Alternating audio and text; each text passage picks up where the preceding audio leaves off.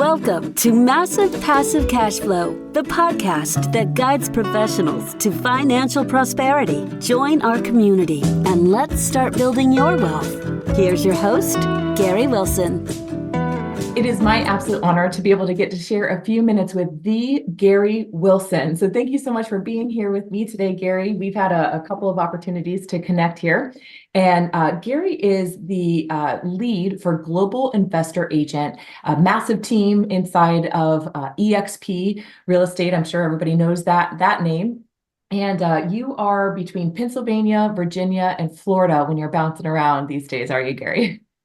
Yeah, currently in Virginia, and I'm working outside right now. My view is the Shenandoah National Park. So I love it here. I love working outside and the best of everything.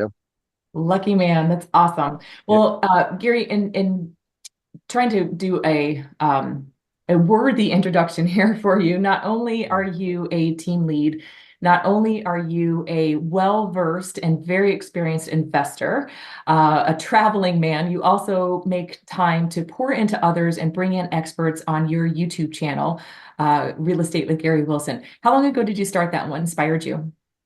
Oh my gosh. The very first video I did was probably 15 years ago, and it was me walking through like a 9-unit building, and it was horrible. I mean, the quality was just, I'm like, I looked at it later, it's looking at my nose and my ear, and I had the camera backwards when I'm into the property. But you know what? I did it all for my truck. I went out to my truck, loaded it up to YouTube, and actually sold that property because of that video. And so my teacher was correct. He said, you just got to get past it's got to be perfect face and just do it. That's what he said. He used some other language, but he said, basically, just freaking do it. So, Progress, and I not did it. perfection. Yeah. And now here it is, 15 years later, and we got multiple playlists, and, it's all about coming from contribution and giving. And the saying that I live by is Zig Ziglar's famous saying, if you just help enough other people get what they want, you'll be able to get plenty of what you want. Now, when in my 30s, I didn't really fully grasp the meaning of that. I'm thinking, well, that doesn't even make mathematical sense. How can you get rich by giving everything away? That was my mindset then. But as you age and gain experience, you realize, when you serve others, there's an exchange of value there. Sometimes you get paid right away. Sometimes you don't get paid at all. But the reality is you develop a reputation as a giver, and that's where the living is. That's great. I love this saying. I came up with it on my own, but I've heard it now a million times. Is that the living is in the giving, and as older you get, the more true that becomes. Love that. Thank you. It's a beautiful introduction to the man, the myth, the legend of who you are. Tell us how you got into investing, what you love most about it. Talk all things real estate. Oh yeah. Well, I've always been, kind of enamored with real estate. When I was a child in grade school, I was drawing houses. My best friend, Kevin McKinney, his dad was an architect, and they had this beautiful, amazing contemporary, all glass, all sides, cantilevered from a hill. You had to walk across this like walkway, and the house was cantilevered out overlooking a lake. And I'm thinking, this is what I want, because we were living in a little apartment at the time. We were I was on a school lunch program or Goodwill clothes, the whole 9 yards. In any case, my grandfather showed me how to actually draw the house plans using architectural, you know, methodology. I learned everything about drawing houses. I still do it today for fun. I've got thousands of them. But my really big lucky break was in college. My college freshman year roommate was a guy named Socrates. His parents were both 100% Greek. His dad was a Greek immigrant, and he was an investor. And it's an awesome story. It's too long for the podcast, but I just want to tell people when we graduated, we were going to go rent just like most people. And his dad said, "No, you're not. You're going to buy, and I'm going to help you do it." And he helped us get a 4-bedroom, 2-bathroom ranch in Virginia Beach, Virginia. He never gave us a dime. He never gave us the fish. He taught us how to fish. So my very first deal was January of 1986. And the rest they say is history. That we now they call it house hacking. We rented out the other 2 rooms. Back then we didn't call it house hacking. We called it making as much money as we could to help pay all the bills. You know, that's how I got started. That was the beginning, and I just kept going, kept plugging away. Wake up every day, hit the ground running, keep swinging the bat, take your singles, take your doubles. Every now and then you're going to get a home run, and if you stick it out long enough, every now and then you get a grand slam home run. And those are the things that have happened to him. I've had lots of good luck, lots of bad luck, but the good stuff has far outweighed the bad stuff, you know? Those are good odds. So Yeah, would you share a story with us, either your most favorite win of all, or yeah, maybe the biggest disaster, but potentially, what you learned out of that failure that helped make another win? yeah. Well, I'll tell you what, I'll give you two wins. The first one, the first deal I ever did for myself, my own investment, and the last investment I made for myself. The first one was with Socrates. So we assumed the owner's first mortgage. He was in the Navy, so he had a VA mortgage. We were able to assume it. You can still assume these mortgages today. In fact, you can assume VA, FHA, and USDA, 100%. You have to qualify for them now, which is different than the old days where you didn't have to qualify. But in any case, we assumed his first mortgage. He had a second that we refinanced with our own second that Socrates' dad signed for, and then we gave the owner a third note for the remaining equity. So that was the first deal. So we had three mortgages, and after the two tenants' rent came in, Sock and I had an outlay of about $50 a month. That was it. Um, any case, that house, by the way, now we bought it for 63,000. My last car cost more than my first house, but that house now is worth almost $700,000. But in any case, fast forward, the last one I did was a 90-unit building with my partner Vince. He's an accountant. He's the best partner in the world. I've had other partners. He's the best. So what we did was we got a traditional commercial mortgage from a bank called Enterprise Bank that actually was started and owned and run by other real estate investors. So it's fully, a full-blown bank, chartered and everything. But they let us buy the property with no money down. So what we did was the property, it had some deferred maintenance. It wasn't bad, but it was like we needed new boilers, 6 big boilers, and these are industrial size. I mean, we're talking $200,000, right? A new parking lot. We remodeled the interiors to showcase the parquet floors that were covered up with carpeting. So what they did is they gave us a mortgage that consisted of two parts. The first part was to pay off the old owner, about $1 million. The second part is like it was a construction loan that we drew against. And every time we completed the boiler installation, they would pay that off. And then we did the parking lot and they would pay that off. And there was a good chunk of money left over, and we wanted it. So, Vince and I said, we'd like to take that money too. And because the deed was recorded for the full amount, they ended up not giving it to us and they re-recorded the deed. And then I went to talk to the president of the bank and I said, look, clearly the equity's there. Clearly we know what we're doing. We both have hundreds of properties, but the market was changing at the time. We were just getting into the recession and the money got extremely tight. And that's why they pulled back. They said, we're not going to give you this other 40 grand because, we're basically hedging our bets and reducing downside risk. Banks are all about risk reduction. How can they mitigate risk? They're risk averse. So, in any case, but that's how we structure that. It was very creative. We were making $15,000 a month cash flow on that property right out of the gate, and we essentially doubled the rents over the next 8 years. So that was my swan song. That was a great way. Now I get involved now, but I don't get involved directly like I used to because I don't want to work that hard. I mean, I love my team. I spend all my time on my team. I don't have any debt. I don't want to go out there and add more stress to my life right now. So I love that that. last one was a great way we call it the swan song property. That's a great story. So I'm thinking Yeah, about somebody who's thinking about getting into investing in real estate. Like a lot of yeah, realtors will start their career and they'll make some mhm, money, but the minute you stop earning, right, or stop working, you stop earning. So for massive yeah, passive income, which is what you teach through your YouTube and podcast, um, obviously, get into action, but what would be a tip or two that with your hundreds of yeah, transactions personally through investments, what would you say is like one or two really important tips for somebody who's just starting off yeah. to be aware of? Did you know that you can participate in class every Monday? We call it Monday Night Live, 7 p.m. Eastern, with me and dozens of other investor agents from around the country, in fact, the world. Every Monday, totally free. no selling, no recruiting, just straight up education on anything and everything in real estate. And we have a lot of good guests coming on once or twice a month, bringing in expertise on subjects like how to buy a house with crypto. Okay. How about them apples? What about AI? How's AI affecting our business? How about the metaverse, blockchain processing? We're already using it in title work. So come on to Monday Night Live, be ready to take notes and ask questions because it's live and engaging and you get to participate by asking questions and meeting others. So we'll see you there. Go to realestateWithGaryWilson.com, click on the resource tab, drop down, and you'll see Monday Night Live. And in there, you can see one of the most recent classes. But more importantly, you can register for class as many as you want going up to like the end of the year, I believe. So in any case, do that. We'll see you on Monday Night Live. Look forward to meeting you in person. Take care. Yeah. Well, I'll tell you what, one of the best things I ever did for myself was I got my real estate license. Not to be a regular realtor. I had no interest at all in helping people buy and sell their own homes they're going to live in. In fact, people would come to me and ask. My wife would bring people to me, and I'm like, nope, not going to do that. I thought she was going to kill me, but what I realize is I can leverage my license to help other investors because that's what I was interested in.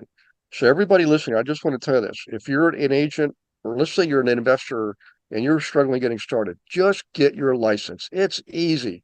I mean, you take 60 hours of class or something like that to take an exam. It's the easiest thing you can get into to make money. But make sure you're with a company that's investor friendly or on a team like my team. It's called the Global Investor Agent Team. Clearly, we serve investors. And here's why, Kristi. What it does is it immerses you in the business of investing by working with other investors. Just like Zig Ziglar said, help other investors make money in real estate, and you'll make money too that you can use to invest in real estate.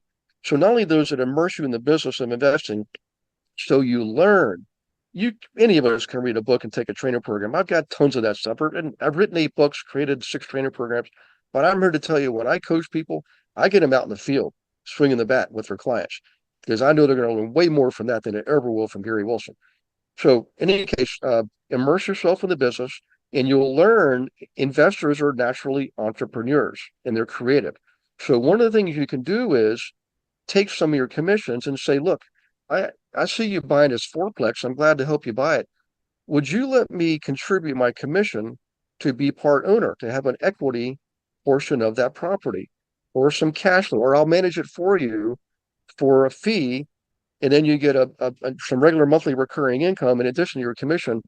And just, this is where the discipline comes in. I know there's all kinds of ways to buy properties. I've done 30 different ways to buy properties at a minimum. I've written a book on that.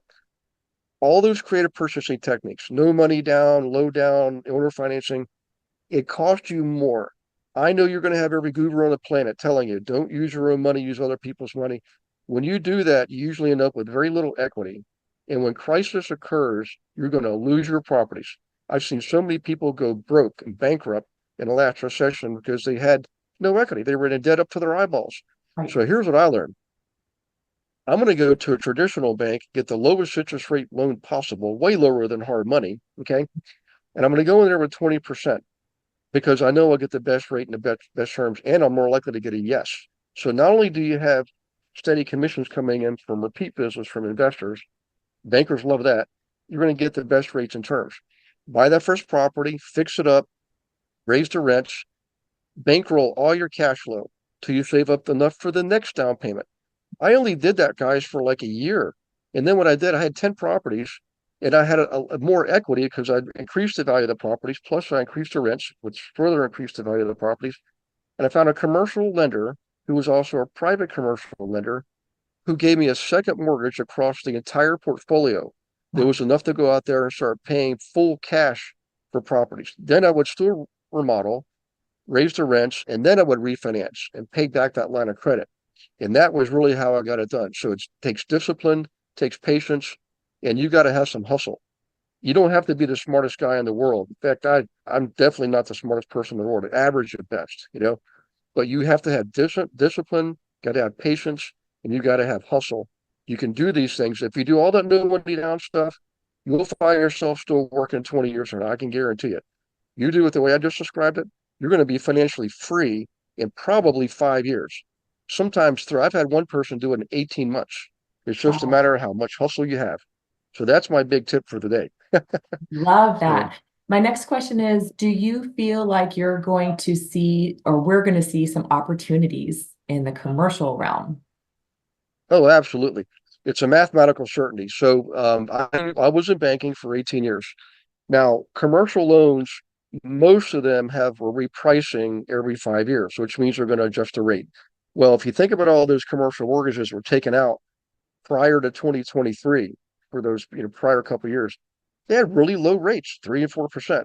Now those rates are doubled, 7%. When they reset, all that debt, all the monthly payments are going to go up dramatically.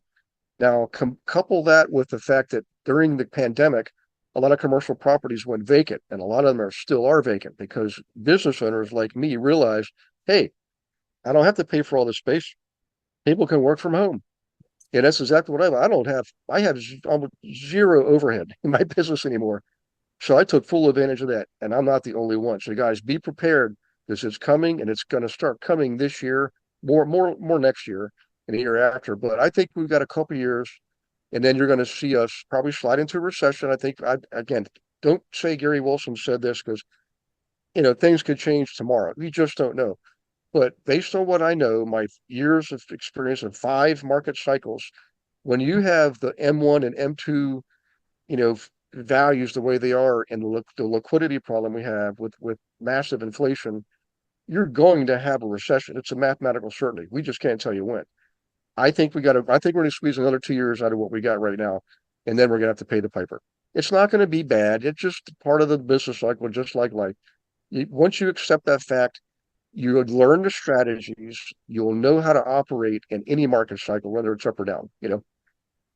Love that. Do you think that this is going to be an opportunity to get creative with like maybe repurposing some properties if Oh, yeah. retail isn't so sought out, or if office space isn't so sought out because people are working from home? We could get creative about how to repurpose those spaces then. Absolutely. So one of the to me, one of the most obvious solutions is take a lot of the office space that's sitting there empty now, and there are gobs of it all over the place. I've seen them repurposed into like office condo type things or office hacking, where they're renting out spaces for a few $100s and sharing spaces. But I'm telling you, there's a lot of buildings that would be easily converted into residential, and the municipality is going to be a lot more agreeable to that when they see all the space sitting empty and no taxes are being paid.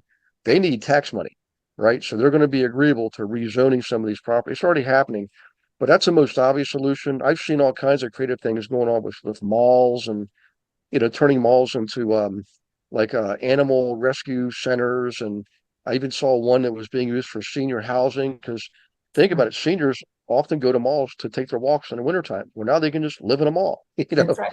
So That's right. That's yeah, awesome. so there's a Food couple court in the examples middle there. for them. Yeah, plenty of parking. I love it. Well, Yep. I know your time is very structured. So in our last couple of minutes together, Yep. what might be some other ideas, thoughts, insight from Gary Wilson that you'd like to impose on, newer investors, newer Yeah. realtors, anybody thinking about making some long-term money with real estate? Yeah. We'll give you two things. The first is when it comes to rentals, um, everybody's seeing, if you haven't seen it, just start to pay more attention. The legislation and the regulation related to traditional rentals, like you got a fourplex you're renting out, and there are 2 bedroom units you're renting out to regular people for a year-long lease. Those are becoming tougher and tougher to own, manage, and profit from because of the increased legislation and regulation that's being more pro-tenant and less pro-owner. Okay. So the answer is I like midterm rentals. We used to call this corporate housing. So it's not short term. Short term, like Airbnb is getting pushback from the municipalities, right? So midterm rentals are greater than a month and less than a year. Business travelers, traveling nurses, they come by themselves. They go back home on the weekends. They're not bringing their kids and dogs. So there's less wear and tear on the units, and you generally get more than twice the double the prevailing rates on your rental. So that's on the investing side. On the agent side, I know a lot of agents who say, "Oh, I hate those darn investors. They drive me crazy. They have all these crazy ideas and blah blah blah blah blah." All it is a lack of information and a lack of communication. Investors don't like all those agents, and those agents don't like those investors. But if the agents would simply get educated I mean, I've got six training programs just to teach agents how to work with investors, how to walk the walk, how to talk the talk, learn the terminology, the methodology. Then those investors will love you and they'll be faithful. See, this is the biggest problem with investors agents have is the investors aren't loyal. Well, it's because the agent doesn't know what the heck they're doing. Learn the skills, be invaluable to them, and they will come back to you again, again, and again, and again. And then you'll have yourself a business and you can forget all the negativity you've heard out there. You don't have to participate in that. I suggest you participate in success, and you're in control of that. Success is an inside job, and it all starts with education. That was beautiful and so needed. I hear Yeah. so many people freaking out right now with all of the changes in the real estate world, and our mindset and our perspective is the difference maker. Gary, thank you so much. This has been an incredible time with you. I'm going to make sure that in this video that there's some information as far as how they can follow you on YouTube and connect with you should they have some questions, or who knows, maybe join your team. Sure. Yeah, I mean, Awesome. we're an open book. They can come to Monday Night Live class. It's open to the public. We don't charge anything. We don't sell anything. We don't recruit anybody. Come on and check it out, meet people, and be part of the community. That's the best thing, smartest thing people can do for themselves. That Yeah. is the truth. And thank you so much for having that be open to everybody, not being exclusive. It really shows your heart and not only compassion for other people that are getting started, but you are living what your mentor had taught to you. And you're instilling that in other people by getting into action, not just talking about it. So thanks for being the change. Yeah. Thanks for being here with me today. It's just been an honor. You're welcome, Kristi. It's been a pleasure. And I just want to tell everybody, just be patient, but be persistent at the same time. And also I want to wish you and bless you, God bless you and your loved ones. Um, just everything's going to be okay. It always works out. Just relax and get busy. Just Yeah. relax. It's so good. Great Yeah. parting words. Thank Yeah. you, Gary Wilson, for being here with me today. And it's just been an honor. I know that you bless some people with your words. So thank you. Thank you. You're very welcome. Thanks for listening to this episode of Massive Passive Cash Flow. Be sure to go to realestatewithgarywilson.com to join our community and start building wealth today.